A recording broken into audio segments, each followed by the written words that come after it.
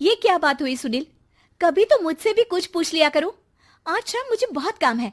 मुझसे पूछे बिना तुमने हाँ क्यों बोला? ओहो, तो अब पूरे दिन घर में खाली ऐश करने पर भी मैं तुमसे पूछूं कि बिजी तो नहीं हो? अरे फालतू का मेलोड्रामा नहीं चाहिए मुझे।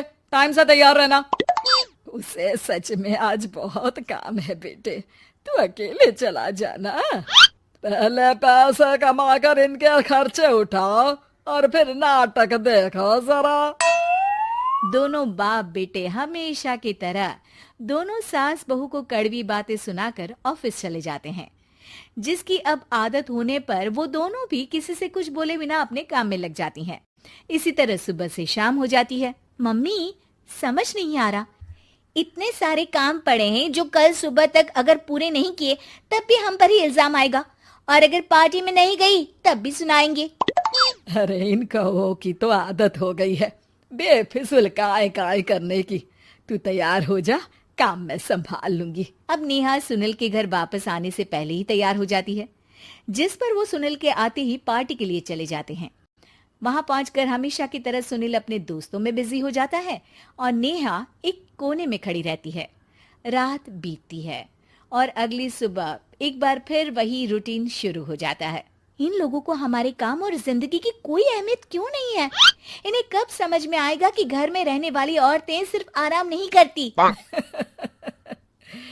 बेटा मेरी तो उम्र बीत गई यही सोचते हुए, पर आज तक ना वो बदले और ना जवाब मिला। लेकिन माँ, समय हमेशा एक जैसा नहीं रह सकता, इन्हें बदलना होगा। सुबह से शाम होती है और फिर रात। इसी तरह दिन बीतने लगते हैं।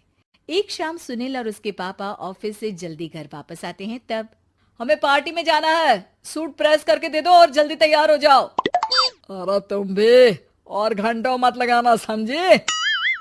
इसके आगे नेहा या सास को बोलने का कोई भी मौका ना देते हुए दोनों वहां से चले जाते हैं।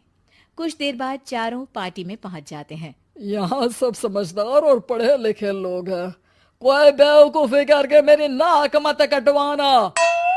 और तुम तो खासकर अपनी जुबान काबू में रखना, बहुत चलने लगी है आजकल। आप लोगों की शायद हमेशा हर जगह हमें इंसल्ट करने की आदत बन गई है। अच्छा, जब शॉपिंग पर मेरे ही पैसे उड़ाती हो तब ये बगावत याद नहीं आती होगी। काम न काज की, दुश्मन अनाज की। ऐसा बोलकर सुनील अपने दोस्तों के साथ चला जाता है और ससुर भी ऑफिस के लोगों के साथ गपशप में लग जाते हैं। लेकिन सुनील की बात से परेशान नेहा और उसकी सास वहीं एक कोने में खड़ी रहती हैं। शांत हो जा, कर ही क्या सकते हैं। चल कोल्ड ड्रिंक पीते हैं, गुस्सा उतर जाएगा। जैसे ही नेहा और सास कोल्ड ड्रिंक लेने पहुंचती हैं, तो उन्हीं के बराबर में अल्कोहल का काउंटर देखकर नेहा का चेहरा चमक उठता है। वो मुस्कुराकर सास के कान में कुछ कहती है और दोनों पीना शुरू करती हैं। कुछ देर बाद दोनों चिल्लाते हुए अपने अपने पतियों को ढूंढने लगती है। कहाँ है सुनील? देख, तेरी असलियत आ रही है। कहाँ है सुनील के पापा? देखो, तुम्हारी शामत आ रही है। ये नजारा देखकर पार्टी वहीं थम जाती है। सब लोग उन्हें ही देखने लगते हैं। ये है मेरे पति। अरे काहे के पति? इनसे शादी करके तो मेरी किस्मत है फूटी। और ये मेरे पति, जिन्हें पति बोलने में मुझे आती है शर्म बड़ी। चलो आज आप लोगों को इनके असली रूप से मिलाते हैं, जिसमें ये अपनी पत्नियों की रत्ती भर भी इज्जत नहीं करते। हर समय उन्हें खरी खोटी सुनाते रहते हैं। हर जगह बिना मौका और माहौल देख उनकी उनकी सेल्फ रिस्पेक्ट की धज्जियां उड़ाते रहते हैं। क्या बोलते हो कि घर में रहकर हम करते ही क्या है? अगर ऐसी बात है तो कल से खुद अपने कपड़े धोना, प्रेस करना, सब्जी खरीदना, खाना बनाना और पसंद ना आने पर दोबारा बनाना, जैसे हम करते हैं ना। फिर घर की सफाई, सारा सामान अपनी जगह रखना, जो तुम्हारे फेंकने पर हम करते हैं। और फिर फाइनेंस मंत्री बनकर लिमिटेड पैसों में बढ़ती कीमतों के साथ घर का बजट बनाना। सुनील, इन्हें चुप करा। अपनी तो कोई इज्जत है नहीं, हमारी भी खराब कर रही है। हाँ, ये तो और बढ़िया है।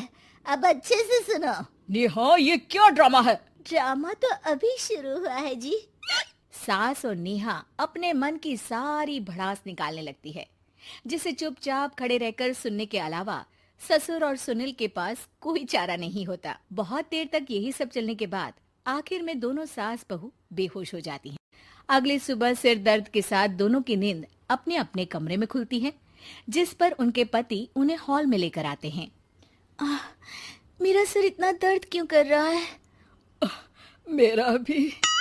इतनी देर में ससुर 2 गिलास नींबू पानी लेकर रसोई से बाहर आते हैं।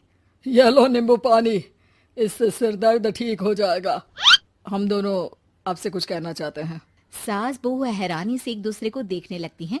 तभी दोनों बाप बेटे उनसे माफी मांगते हुए कहते हैं, हमें कभी एहसास नहीं हुआ कि अपने ईगो में हम दोनों आप लोगों के साथ कितना बुरा कर रहे हैं। आज से हम भी घर के काम में हाथ बटाएंगे। और नेहा, मैंने तुम्हें जॉब करने से रोका, उसके लिए भी सॉरी।